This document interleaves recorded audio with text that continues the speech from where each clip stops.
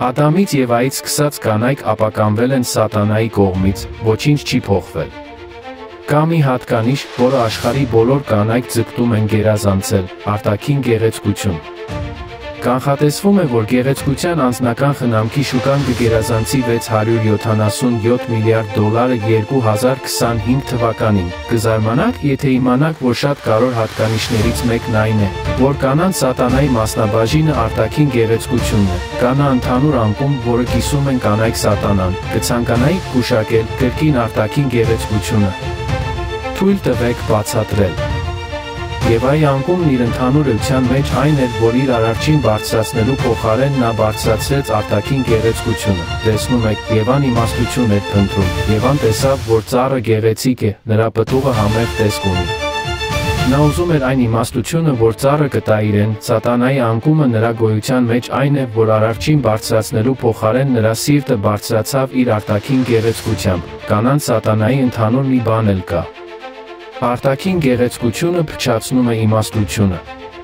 Տեսեք, արտաքին գեղեցկությունը փչացրեց Եվայի իմաստության ընկալումը։ Սատանայի դեպքում նրա իմաստությունը փչացել է արտաքին գեղեցկությամբ։ Երբ դուք փառաբանում եք արտաքին գեղեցկությունը, դուք փառաբանում եք ստեղծագործությունը ձեր արարչի փոխարեն։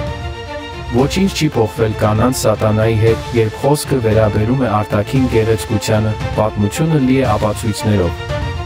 Այսօրվա դրությամբ պետք չէ հեռուն նայել։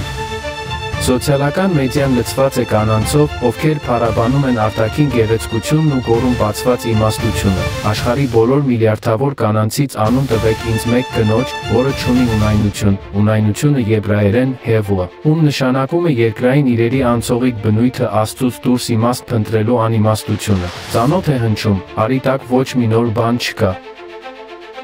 Եզեկիել 28 հատված 17 արամեերեն Աստվածաշունչը պարզ անգլերենով պատմում է սատանայի նրա գեղեցկության մասին։ 17 Որովհետև սիրտդ բարձրացավ քո գեղեցկությամբ, քո իմաստությունը փչացավ քո գեղեցկությամբ։ Ես քեզ գցեցի երկիր թագավորների առաջ, ես քեզ տվել եմ նրանց, որ տեսնես։ Ծննդոց 3 հատված 6 Նոր կենդանի թարգմանություն 6 Կինը համոզված էր։ Նա տեսավ, որ ծառը գեղեցիկ է, նրա պտուղը համեղ տեսք ուներ։ Նա ուզեց այն իմաստությունը, որ այն կտա իրեն, ուստի նա վերցրեց պտուղներից կերավ։ Այնուհետ նա տվեց իր ամուսնուն, որն իր հետ էր, նա էլ կերավ։